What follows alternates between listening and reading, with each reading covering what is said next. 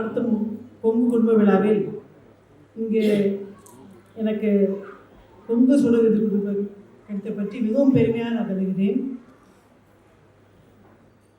பல ஊரில் பல தேசத்தில் பல அவார்ட் நான் வாங்கியிருக்கேன். ஆனால் இன்னைக்கு நான் பிறந்த கோவை மண்ணில்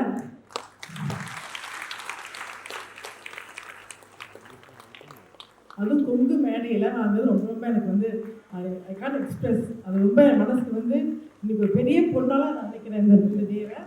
அதுவும் வந்து பார்த்தீங்கன்னா கொங்கு மண்டலத்திலே வந்து கோவை தான் வந்து ஆளுது. அதில் வந்து கோவை நகரத்தில் உள்ள அனைத்து பெரிய மக்கள், அவர் கேஎம்சிஹெச் ஐயா, கேபிஆர் ஐயா, அவர் அவர் ராம்ராஜ் ஐயா, எல்லாரும் ஸ்ரீதேவி டெக்ஸ்டைல்ஸ் எல்லாரும் முன்னாலேயே வாங்கும்போது இன்னும் ரொம்ப பெருமையாக இருக்குது. நான் ஏதோ வந்து ஒரு 55 years பேக் போகிற மாதிரி எனக்கு நினைப்பது ஆக்சுவலாக. ஸோ நான் என்ன சொல்ல விரும்புகிறேன்னா, ஆக்சுவலாக வந்து ஒரு வெற்றி அடைகிறது வந்து ஒரு ரொம்ப ஈஸியான பாதை கிடையாது. அதுக்கு பின்னால் எவ்வளோ உழைப்பு இருக்குது, எத்தனையோ விஷயங்கள் இருக்குது. என்னையும் எடுத்துக்கொண்டா நான் என்ன நினைக்கிறேன்னா, நான் வந்து ஸ்கூலில் படிக்கும்போது எனக்கு வந்து கடவுள் இருக்கா இல்லையான்னு தெரியாது. ஏன்னா அப்பா வந்து நாத்திகர். எங்கள் வீட்டில் வந்து சாமி படவே பார்த்ததில்ல, கோவிலுக்கு போனதே எனக்கு கிடையாது. ஸோ அது ஒரு விஷயமாக நடக்கும்போது எனக்கு ஒரு பயம், எனக்கே உள்ள பயம். ஏதாவது சாமி வந்து கடலில் குத்திடுமா, ஏதாவது ஆகுமாப்பில் பயம் எனக்கு. ஸோ நான் வந்து பைபிள் படித்தேன், குரான் படித்தேன், கீதை படித்தேன், எல்லாம் படித்தேன். ஏன்னா நமக்கு வந்து என்னன்னே தெரியாது. ஆனால் கடைசி நான் புரிஞ்ச ஒரே விஷயம்னா, கடமை செய், மனித நேயத்தை போற்று, ஒரு மனிதனுக்கு உதவியாக இரு. இதுதான் நான் கற்றுட்ட விஷயம். ஸோ நான் என்ன நினச்சேன்னா வந்து ஐ ஷுட் டூ சம்திங். எனக்கு வந்து 16 வயதில் வந்து நான் அண்ணாஷம் ஹோம் சிஸ்டர் படிக்கும்போது எப்போவே ஃபஸ்ட் மார்க் தான் வாங்குவேன். எனக்கு செகண்ட் எனக்கு என்ன வாழ்க்கையில் தெரியாது. எந்த சப்ஜெக்ட், தமிழ், இங்கிலீஷு, ஹிஸ்ட்ரி எல்லாமே ஃபஸ்ட் தான். அண்ணாஷம் ஹோம் சிஸ்டர் ஸ்கூலில் வந்து ரொம்ப அந்த ராஜாமால் தேவஸ் அந்த அம்மாவுக்கு எனக்கு ரொம்ப பெட் ஸ்டூடெண்ட். நான் என்னை வந்து அவங்க குழந்தை மாதிரி என்னை பார்த்துப்பாங்க. அந்த அளவுக்கு நான் வந்து ஒரு படிப்பில் இருந்தேன், ஸ்போர்ட்ஸில் இருந்தேன், எல்லாத்தையும் இருந்தேன் நான். அப்போ அப்பா வந்து தெரிஞ்சதில் படிக்காது. ஒரு நாள் படிக்கும்போது கலைமல் கல்வி ஈரோட்டில் வந்து அவர் நெடுஞ்சலி வந்து ப்ரைஸ் தராரு. சென்டம் ரிசல்ட் இருக்குன்னு சொல்லி அந்த பேப்பரில் போட்டிருக்கு. அந்த வெக்கேஷன் ஆக்சுவலாக ஏப்ரல் மாதம் கூப்பிட்டாரு. கண்ணவா உனக்கு வந்து போய் ஹாஸ்டல் சேர்க்கலாம் நினைக்கிறேன், ஈரோடு போய் படிக்கிறியான்னு எனக்கு கேட்டார். எனக்கு வந்து வீட்டை தவிர அடுத்த ஸ்கூல் தான், எனக்கு வேறு விஷயம் எனக்கு என்ன உலகத்தில் தெரியாது. அப்பா சொல்ல நான் தட்டுந்தே என் லைஃப்பில். அப்போ சொல்கிறாருன்னா ஏதோ விஷயம் இருக்குது. நான் வந்து ஓகே சரிப்பா சொல்லிட்டேன். ஆனால் அந்த கலைஞர்கள் வந்து நுழைய முடியாது. அந்த ஸ்கூலில் வந்து அவங்க எடுக்கவே மாட்டாங்க. அவங்க வந்து 6ஆம் கிளாஸ் எடுக்கலாம், இல்லை 1ஆம் கிளாஸ் எடுக்கலாம், நடுவில் எடுக்க மாட்டாங்க. ஸோ என்னை வந்து கூட்டிகிட்டு போகிறாரு. நான் போகிறேன் காரில், எனக்கு ரேங்க் ஷீட் இருக்குது. உள்ளே போகும்போது உள்ளே விட மாட்டேங்கிறாங்க. இப்போ வந்து புலவர் நாவல்னு சொல்லிட்டு அவர் தான் வந்து அப்போ ரொம்ப பெரிய புலவர் ஈரோட்டில். அவர் வந்து கலைமலை போன சிற்பங்களை வச்சுருப்பார் அவர். ஸோ அவரோட ரெக்கமெண்டேஷன் தான் கேட்டை திறக்கிறாங்க. ஸோ அந்த கேட்டை திறந்துக்கிற உள்ளே போனேன். அவங்க வந்து பார்க்குறாங்க, என்னை மேலேங்களையும் பார்த்துட்டு ஃபஸ்ட்டு அந்த ரேங்க் ஷீட்டை வாங்குறாங்க, பார்க்குறாங்க. என்ன ஃபஸ்ட் மார்க்கே இருக்குன்னு சொல்லிட்டு திரும்பி மேலே பார்த்துட்டு சரிம்மா டெஸ்ட் எழுதுறியா அப்படின்னு கேட்டாங்க. நான் வந்து ஓகே சொல்லிட்டேன். எனக்கு இமீடியட்டாக பேப்பர் கொடுத்தாங்க, பேனா கொடுத்தாங்க. மங்களன் டீச்சர் வந்து இமீடியட்டாக கொஷின் கொடுத்தாங்க. மேக்ஸு, சயின்ஸு, இங்கிலீஷ் 3 மட்டும் கொடுத்தாங்க. ஒரு 1 hourல எல்லாம் முடிச்சாச்சு. அதை படிக்கிறாங்க. படித்ததுக்கப்புறம் அவங்களுக்கு ஒரு நம்பிக்கை வருது. ஓ இதை போய் நம்ம எடுத்துக்கலாம் ஸ்கூலில். ஸோ எதுக்குமா வர, நீ வந்து கோயம்புத்தூரில் பிறந்திருக்க, அவ்வளோ பெரிய டவுனில் இருக்க, ஈரோடு ரொம்ப சின்ன ஊர் அன்றைக்கி. ஸோ நீ ஏன் இந்த ஊருக்கு வர, நீ ஃபர்ஸ்ட் ஆஃப் ஆல் நீ அங்கேயே படிக்க வேண்டிய உங்கள் அப்பா பெரிய டாக்டர்னு சொல்லும்போது அப்பா சொல்கிறார் இல்லை ஸ்டேட்டஸ் வாங்கி போடணும் அப்படின்றாங்க. அப்படி மேலேருந்து கீழே பார்க்குறாங்க. ஸோ பார்த்துட்டு ஓகே அட்மிஷன் சொல்லிட்டாங்க. இமீடியட்டாக வந்து 14,000 கட்ட சொல்கிறாங்க. அன்றைக்கி எங்கள் அப்பா கையில் காசு கூட இல்லை, நான் கொண்டு போகல, அட்மிஷன் கிடைக்கும்னு நினைக்கவே இல்லை. ஸோ அவர் இமீடியட்டாக வந்து அவர் கட்டாரு. ஸ்கூல் யூனிஃபார்ம் எடுக்கிறோம், எல்லாம் முடிச்சுட்டு அடுத்த அட்மிஷன் கூட போகிறோம். உள்ளே போனேன்னு பார்த்தீங்கன்னா எல்லோரும் இன்றைக்கி கிண்டல் பண்ணுறாங்க. எப்படி வந்து கோயம்புத்தூர் இருக்க பொண்ணு வந்து ஈரோடு வந்து படிக்கிறது. அன்றைக்கெல்லாம் ரேகிங் நீங்கள் வந்து எதிர்பார்க்க மாட்டீங்க. நான் ரொம்ப ரேக் பண்ணாங்க. எல்லாம் பெஞ்சு வந்து கை தட்டுறாங்க, சிரிக்கிறாங்க. எனக்கு ஃபஸ்ட்டு லைஃப்பில் ஹாஸ்டல், நான் வீட்டிலேருந்து வெளியே போகிறேன், ஒரு மாதிரி இருந்துச்சு. ஆனால் நான் என்னோடய வேலையை மட்டும் பண்ணேன். அடுத்தவங்க சிரித்ததையோ இல்லை கிண்டல் பண்ணியோ எனக்கு கவலைப்படவே இல்லை. ஏன் கவனம் ஃபுல்லாக படிப்பாக தான் இருந்துச்சு. ஸ்டேட் பஸ் அப்படிங்கிறது ரொம்ப கஷ்டமான விஷயம். ஏன்னா அது ஃபஸ்ட்டு வாங்கணும், அடுத்த செகண்ட் தேர்ட் வாங்க ஈஸி. அந்த காலத்தில் வந்து டிடிசி தான் ஃபஸ்ட் வாங்குவாங்க. டாஞ்சூர், திருச்சி, திருநெல்வேலி அவங்க மட்டும் தான் ஃபஸ்ட் வாங்குவாங்க. அதுவும் மோஸ்ட்லி வந்து பிராமின்ஸாக வாங்குவாங்க. நான் பிராமின்ஸ் வாங்குறது ரொம்ப ரொம்ப ரேர். ஸோ வந்து இப்போ எனக்கு வந்து படிக்க சொல்லிட்டு எல்லோரும் கோச்சிங் கொடுக்குறாங்க, நான் படிக்கிறேன். அவங்க ராஜம்மாள் சொல்கிறாங்க, புத்திய மேடம் சொல்கிறாங்க, கட்டாயம் ஸ்டேட்டஸ் வாங்கணும், நம்ம ஸ்கூல் வந்து உலகத்தில் பேர் வரணும் அப்படிங்கிறாங்க. ஸோ நினச்சி பாருங்கள் என் மேலே உள்ள ஒரு ப்ரெஷர். ஸோ நான் வந்து எதுக்கும் பயப்படல, நான் கரெக்டாக படித்தேன். என் ஒர்க்கு ஃபுல்லாக தெரிஞ்ச நீ பண்ணல, ஸ்டேட்டஸ் வந்து வாங்குறேன்னு நினச்சி நான் படித்தாலுமே நான் நெட்டையாக இருக்கிறதுனால என் நெட்பாலில் போட்டாங்க. ஸோ நெட்பாலில் வந்து நான் விளையாண்டானோம். ஸோ அது ஒரு பக்கம், இது ஒரு பக்கம். பட் ஸ்டில் வந்து அன்றைக்கி நான் வந்து பண்ணது என்னென்னா என் மனசு ஃபுல்லாகவே வந்து படிக்கிற மாதிரி தான் இருந்துச்சு. ஒரு எந்த ஃபோக்கஸும் நான் வந்து அதில் ஈடுபாடு பண்ணவே இல்லை. இதில் வந்து ஏழையோ பணக்காரோ எதுவுமே இது கிடையாது. ஸ்டேட்டஸ் தான், இது யார் வேணால் வாங்கலாம். ஸோ நான் வந்து எக்ஸாம்லாம் முடிச்சுட்டு கடைசி வீட்டில் இருக்கும்போது ஒரு ஃபோன் கால் வருது, அப்பாவுக்கு நீங்கள் சந்திரலையோட அப்பாவான்னு கேட்டு வருது.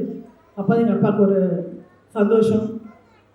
அந்த ஸ்டேட்டஸ் வாங்கும்போது நான் புரிஞ்ச விஷயம் என்னென்னா, உலகம் ஃபுல்லாக இன்றைக்கெல்லாம் டிவி இருக்குது, எல்லாம் வாட்ஸ்அப் இருக்குது, அன்றைக்கி எதுவுமே இல்லை.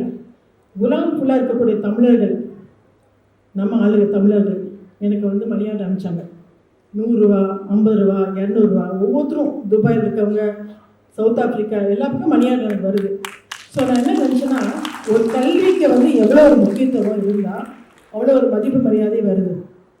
அடுத்து வந்து 16 இயர்ஸ் முடிஞ்சு எனக்கு பியூவில் வந்து அதே மாதிரி அனாஷம் ஹோம்ஸ்கள் அவங்க எனக்கு கூப்பிட்டுக்கிறாங்க. ஏன்னா நான் அங்கே போனது முடியல. அடுத்து வந்து இது முடிச்சுன்னே வந்து கல்யாணத்துக்கு வராங்க, பொண்ணு கேட்டு வராங்க. என் அப்பா கேட்குறாரு, கல்யாணம் பண்ணலாமா கேட்குறாரு. நான் வந்து வேண்டாங்க ஐயா, நான் வந்து படிக்கிறேன் அப்படின்னு சொல்கிறேன்.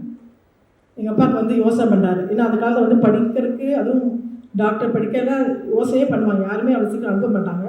ஸோ வந்து நான் சொல்கிறேன், இல்லை நான் கட்டாயம் படிக்கணும் அப்படிங்கிறேன். ஆனால் அப்பா சொல்கிறாரு, சரி நீ வந்து டாக்டர்னு நினைக்கிறேன், ஆனால் வெறும் ஒயிட்டு கோட்டை போட்டு வெறும் செத்து மாற்ற அழகான விஷயம் கிடையாது. உன் வாழ்க்கையை நீ அர்ப்பணிக்கணும். உனக்கு வந்து உணவு இருந்தாலும் நீ உணர முடியாது. உனக்கு வந்து நல்லா வந்து சொகுசான உனக்கு பெட்ரூம் இருந்தாலும் நீ தூங்க முடியாது.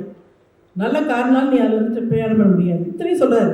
ஆனால் எனக்கு 16 வயசுக்கு எதுவுமே விளங்கல. ஆக்சுவலாக நான் வந்து டாக்டர் படித்து முடித்து வெளியே வரும்போது இன்ன வரைக்கும் இவ்வளோ வருஷத்தில் நான் வந்து ஏன் ஆசைப்பட்டு தூக்கமோ உணவோ நினச்சி நான் இதுவரைக்கும் நான் பண்ணதே இல்லை.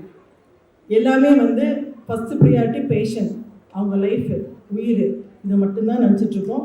இது நான் மட்டும் இல்லை, என் குடும்பத்துக்கு வந்து எங்கள் கணவர் ஆகட்டும், பசங்களாகட்டும், எல்லாருமே வந்து டோட்டல் ஃபேமிலியே வந்து நீங்கள் இது கொடுத்தா மட்டும்தான் முடியும். எந்த வந்து ஆசையோ இதுக்கு ஒரு ஆசையோ டெவலப் பண்ண முடியாது.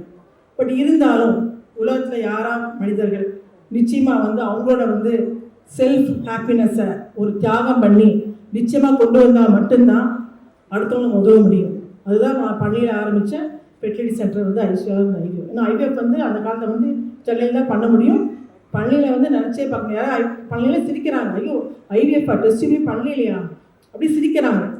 நான் வந்து நிறைய நாள் நைட்டில் போய் நான் அழுவே, வீட்டில் அழுவேன், என்னடா இப்படி சிரிக்கிறாங்கன்னு சொல்லிட்டு. ஆனால் நான் நினச்சேன், இதுதான் ஒரு சேலஞ்ச். பள்ளியில் ஒரு சின்ன கிராமத்தில் ஏன் நம்ம வந்து டெஸ்டிவ் பண்ண முடியாது, பண்ணி தான் ஆகணும். எல்லா வெளிநாட்டு கருவிகள் வெளிநாட்டில் வருது, அந்த கார்பன் டை ஆக்சைடு சென்னையிலேருந்து லாரியில் வருது, லோக்கல் எதுவுமே கிடையாது. பட் இருந்தாலும் ஒரு கன்சிஸ்டன்சி பண்ணி தான் ஆகணும். ஏன்னா மக்கள் வந்து இங்கேருந்து சென்னை போய் அங்கே தங்கி, அப்போ வந்து ஜிஜி மேடம் தான் அவங்கள்ட்ட போய் ட்ரீட்மெண்ட் பண்ண முடியும், வேறு எங்கேயுமே கிடையாது அப்போலாம். ஸோ இங்கேருந்து போய் அவங்க தங்கி ஹோட்டலில் தங்கி எடுக்க விட்டு ரொம்ப ரொம்ப கஷ்டம். ஸோ குழந்தைங்கிறது சாதாரண விஷயம் கிடையாது.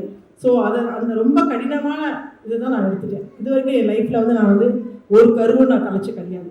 என் லைஃப்பில் வந்து பாசிட்டிவாக தான் பண்ண நினச்சிருக்கேன் நான். அதே மாதிரி வந்து ஒரு பணத்துக்காக இதை வந்து ஒரு பிஸ்னஸாக பண்ணி எப்படியாவது பேஷண்ட்டை வந்து பணம் கறக்கலாங்கிறது வந்து நிச்சயமாக மெடிக்கல் இருக்கவே கூடாது. ஏன்னா மெடிக்கல் வந்து நிச்சயமாக ஒரு சேவையாக தான் இருக்கணும். அஃப்கோர்ஸ் நிறையா மெஷின்ஸ் வந்துருச்சு, நிறையா அதுக்கு உண்டான இன்வெஸ்ட்மெண்ட் இருக்குது, எல்லாமே இருக்குது. பட் இருந்தாலும் ஒரு மனித நேயத்தோடு தான் நம்ம வந்து பண்ண முடியும். ஸோ இது வரைக்கும் நான் என் லைஃப்பில் வந்து ஒவ்வொரு வருஷமும் அட்லீஸ்ட் ஒரு 10 பேஷண்ட் நான் ஃப்ரீயாக ட்ரீட்மெண்ட் பண்ணுவேன். எந்த ஃபீஸும் வாங்கிக்க மாட்டோம். அவங்க வந்து ஆடு ஓட்டுறவங்களா இருப்பாங்க, ஒரு கூலி வேலை செய்கிறவங்களா இருப்பாங்க. ஒவ்வொரு வீட்டுக்கும் ஒரு குழந்தை போகணும். அவங்க குழந்தைகளே கஷ்டப்படக்கூடாது. ஏன்னா குழந்தை இல்லைங்கிற வந்து நம்ம இப்போ இருக்க சமுதாயம் இன்னுமே பேசுது.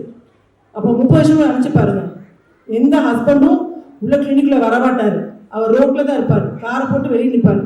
அவர் உள்ளுக்குள்ளே கொண்டு வர முடியாது, கன்சல்டேஷனே கொண்டு வர முடியாது. ஸோ ஒவ்வொரு சண்டேவும் ஒரு ஞாயிற்றுக்கிழமை நான் என் வீட்டில் இருந்ததே கிடையாது.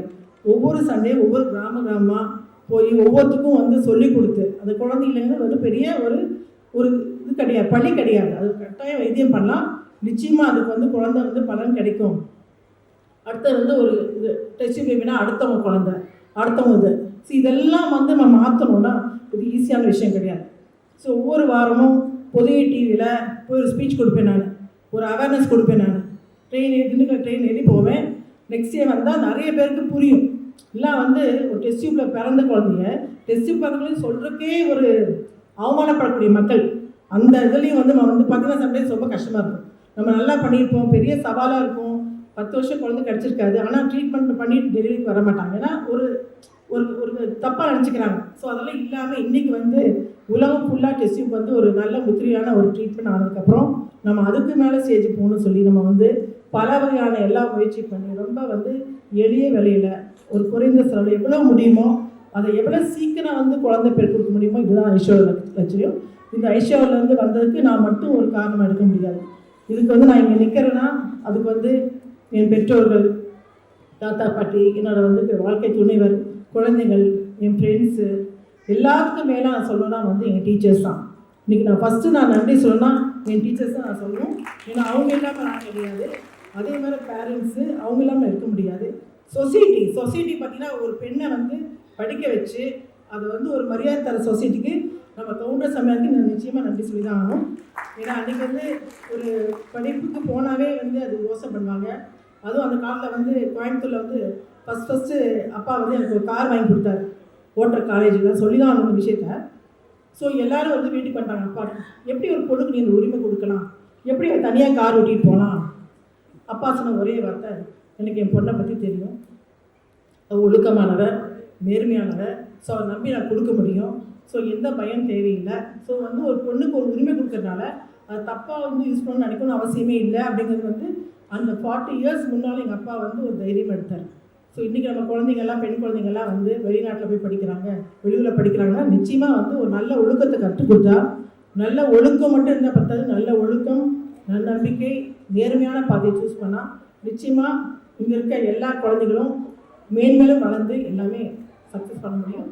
இன்றைக்கி இந்த ஒரு மேடையில் எனக்கு இந்த ஒரு விருது கொடுக்க இந்த கோவை கொங்கு நண்பர்கள் தலைவர், பொருளாளர், செயலாளர் மற்றும் இசி கமிட்டி அனைத்து மெம்பர்களுக்கும் இந்த ஒரு அருமையான எனக்கு இந்த பொன்னாளை ஏற்படுத்திற்கு நன்றி.